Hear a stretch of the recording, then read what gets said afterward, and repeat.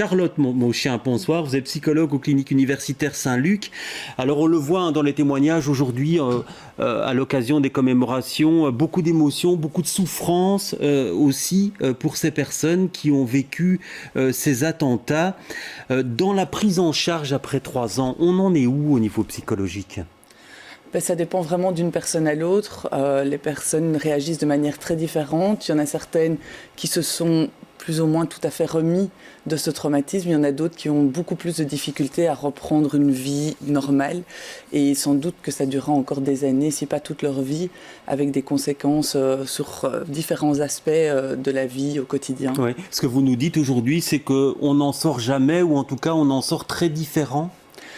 Alors pour certaines personnes, oui, certainement. Donc certaines personnes s'en sortent et puis d'autres garderont des modifications de leur personnalité, de leur caractère, avec des peurs ou des symptômes différents en fonction des personnes. Ouais. Alors on va entendre, si vous le voulez bien, maintenant le témoignage de 2 victimes, Abdallah Lalali et Emmanuel Martinez.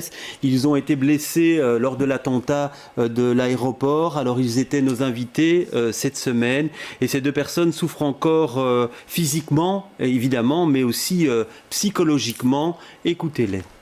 Avant qu'il arrive le 22 mars, je stresse, je tremble. Parce que je sais que ce jour-là, je l'aime pas, déjà. Et je préfère déjà, avant le 22, de quitter la Belgique. Et ce que je fais pendant 2 ans. J'étais une fois présent à la commémoration de première année, mais j'ai vécu très mal. Donc après ça, j'ai décidé, chaque année, je reste pas le 22 mars en Belgique. Je suis un mort-vivant. Pourquoi ? Parce que pour moi, vu ma situation qui ne s'améliore pas et que c'est toujours qu'il n'y a pas d'avance. Et pour moi, je suis là, mais je ne suis pas là, quoi. Moi, je veux dire. Caroline Firenze, bonsoir. Vous êtes thérapeute du trauma, service d'aide aux victimes de jet. Alors cette personne qui dit « je suis un mort-vivant », 3 ans plus tard, c'est terrible d'entendre ça. Oui, c'est terrible. En fait, ce qui se passe, et on entend très bien dans le premier témoignage, c'est que normalement, la mémoire est quelque chose d'évolutif. Et quand on vit un traumatisme, quelque chose aussi difficile que les attentats, par exemple, eh bien, il y a quelque chose qui se fige au niveau de la mémoire. Et c'est très parlant. Le premier témoignage est très parlant, qui dit tous les 22 mars, probablement tous les 22, probablement tous les jours de la semaine qui ressemblent à ça, quelque chose s'est figé ce jour-là et a arrêté d'évoluer. Et donc les émotions ressenties par les victimes restent en lien avec ce qui s'est passé à ce moment-là et pas en lien avec l'ici et maintenant. Et donc il y a des reviviscences fréquentes. Oui, encore plus terrible à la date anniversaire, évidemment. Oui. On l'a compris. Alors Charlotte Mauchien, dans la prise en charge psychique, que fait-on avec ces personnes qui sont en souffrance ? C'est par le biais de dialogues constants ? Alors oui, beaucoup de dialogues, effectivement. Donc beaucoup de séances de psychothérapie où on prend vraiment le temps avec la personne, soit de parler de ses difficultés d'aujourd'hui, soit de parler de l'événement en soi. Ça dépend un peu du besoin de la personne et puis ça évolue et c'est très changeant. Et puis, souvent, on doit l'associer quand même avec une prise de médicaments lorsque c'est nécessaire pour des symptômes qui sont compliqués, comme un état dépressif ou des symptômes anxieux importants, des troubles du sommeil qui peuvent perdurer pendant de nombreuses années. Mais qu'est-ce qu'on essaye de changer ? C'est la perception de ce qui s'est passé ? On essaye en tout cas que les souvenirs soient de moins en moins chargés émotionnellement. Qu'en tout cas, ça devienne un souvenir et pas plus que ça. Et que ça ne prenne pas toute la place, comme c'est souvent le cas lorsque c'est des syndromes de stress post-traumatique. Oui. Alors vous dites beaucoup de paroles et un traitement de médicaments si nécessaire. Ce traitement médicamenteux, que permet-il qu'on n'arrive pas finalement à régler la parole ? Alors, je ne suis pas médecin, donc je ne peux pas tout à fait me prononcer à ce sujet-là, mais en tout cas, il permet de diminuer les symptômes et d'aider la personne à pouvoir continuer à vivre, en tout cas lui donner le courage de continuer à vivre et de pouvoir pleinement aussi se consacrer à une psychothérapie. Oui, et donc c'est vraiment l'idée de pouvoir vivre finalement avec ce choc, avec ces souvenirs-là. Oui, c'est ça.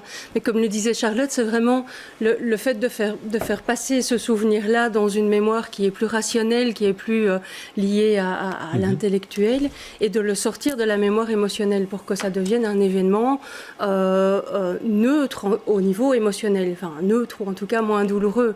Alors il y a en effet les prises en charge plus classiques et la prise de médicaments, qui je pense est indispensable dans certains cas, ne fût-ce que pour avoir accès à d'autres thérapies, parce que parfois on va tellement mal qu'on est hermétique à tout ce qui peut être proposé.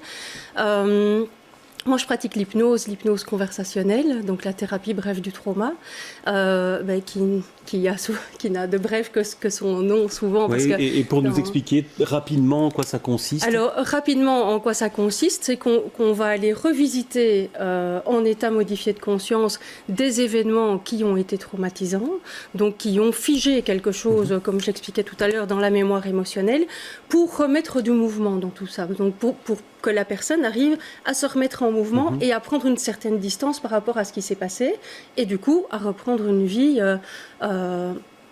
normale, plus confortable en tout cas. Alors Charlotte Mauchien, vous me disiez également en préparant cet entretien qu'on utilise la technique EMDR. Ça veut dire quoi ça? Tout à fait. Donc c'est une technique qui consiste à stimuler les deux parties du cerveau, droite et gauche, en alternance. Et donc c'est une technique que moi je ne pratique pas personnellement, mais qui fait ses preuves de plus en plus au cours des études qui sont faites. Et comment fait-on pour stimuler les deux parties du cerveau? Alors soit c'est des mouvements oculaires, soit sur les genoux par exemple. En tout cas on stimule deux parties du corps. Ça peut également être des sons d'un côté ou de l'autre. Et en fait le but c'est de désensibiliser le souvenir, donc d'essayer de dissocier la charge émotionnelle du souvenir. Et vous dites que ce sont des techniques qui aujourd'hui commencent à donner des résultats, ou en tout cas donnent des résultats pour certaines personnes, parce que chaque cas est particulier, évidemment. Voilà, chaque cas est particulier. D'ailleurs, ça commence toujours par un entretien pour évaluer un petit peu si c'est adéquat ou pas de proposer cette technique-là. En tout cas, il y a de plus en plus d'études qui semblent dire que c'est une technique qui est plutôt favorable pour le trauma. Alors on va maintenant entendre Caroline, si vous le voulez bien. Elle était dans le métro de Malbec au moment de l'attentat de Bruxelles. Elle n'a pas été blessée physiquement, mais a longtemps gardé un traumatisme, et aujourd'hui encore elle se sent coupable. Écoutez-la. À l'instant, j'ai encore peur qu'on me dise que j'ai fui. C'est vraiment le sentiment de culpabilité, il est très dur à gérer. Il l'est toujours aujourd'hui. Je pense qu'il y a toujours une partie de nous qui se sent coupable d'être vivant, coupable d'avoir survécu, coupable de ne pas avoir fait plus, coupable de pouvoir reprendre une vie normale alors que d'autres sont encore à l'hôpital.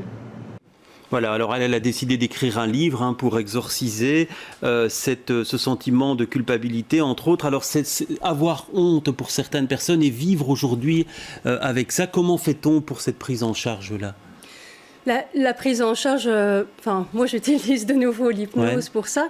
Mais c'est quelque chose qu'on rencontre assez régulièrement. Oui, très régulièrement. Ouais. C'est quelque chose qu'on appelle le syndrome du survivant, en fait, qui est un syndrome qui touche les personnes qui ont assisté à l'événement et qui n'en sont pas décédées, alors que d'autres en sont décédés. Donc souvent, comme le disait la jeune fille ici, ils ont l'impression que c'est eux qui auraient dû mourir à la place des autres, ou qu'ils auraient pu faire quelque chose pour éviter le drame, ce qu'ils n'ont pas fait.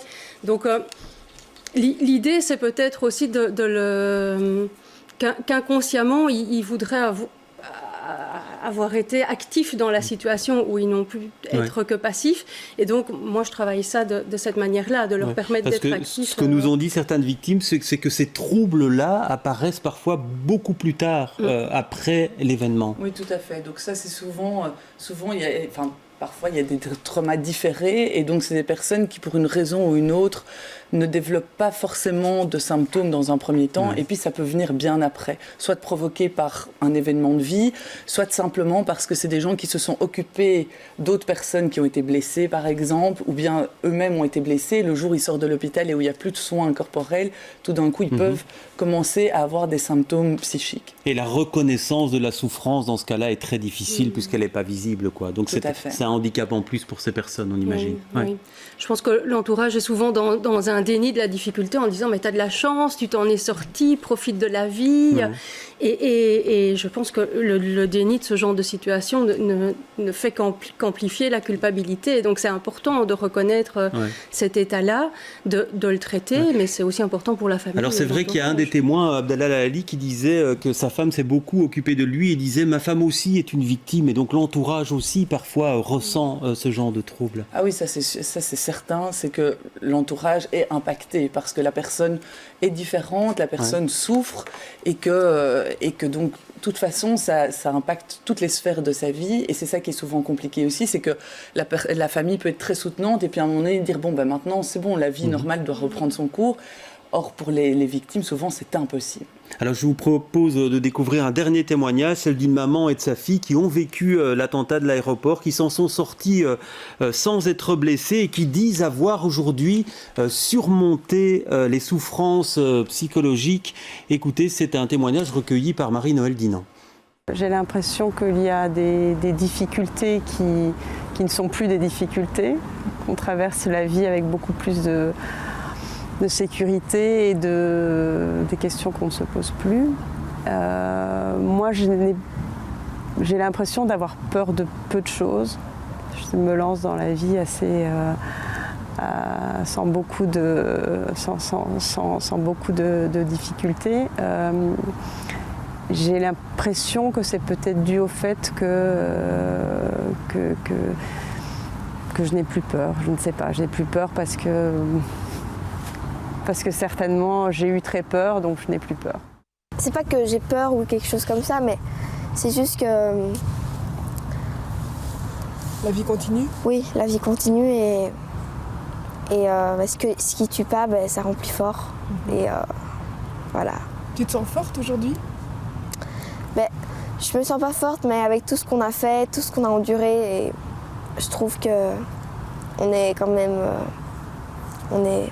toute la famille, on est tous forts. Voilà, on le voit, chaque cas est particulier. Alors comment on explique ça, qu'à un moment donné, la résilience est totale et qu'on arrive à s'en sortir et à vivre normalement, en tout cas quand on entend ce témoignage ? Déjà, je trouve ça très encourageant comme témoignage. Et je pense qu'effectivement, autant il y a certaines personnes qui continuent à culpabiliser d'avoir survécu, il y en a d'autres qui vont voir ça comme une force en se disant j'ai survécu. Et il y a un travail particulier là qui est fait ou alors c'est vraiment lié à la personnalité de la personne ? Ça dépend d'énormément de facteurs. Ça peut être l'entourage, ça peut être la famille a été très importante. Voilà, ça peut être les ressources vraiment antérieures, ça peut être le type de prise en charge aussi. On sait que le fait de prendre en charge les traumatismes rapidement peuvent également être déterminants pour la suite. Donc il y a énormément de choses. Donc je ne sais pas pour ces personnes ce qui a été déterminant. Oui, c'est vrai qu'effectivement, là, ça dépend effectivement du travail qui a été effectué. Mais là, on sentait la force de la famille qui s'est vraiment serré les coudes pour s'en sortir. Oui, oui. L'entourage social, familial, professionnel est super important dans la manière dont on passe à travers de tels traumas. Et alors, je pense que l'accueil de première ligne aussi est super important. L'accueil qui a été fait par les policiers, les ambulanciers, d'autres citoyens, l'armée. L'accueil de première ligne a un impact très important en fait sur la manière dont on passe à travers un trauma. Merci en tout cas pour toutes ces explications et d'être venu sur notre plateau.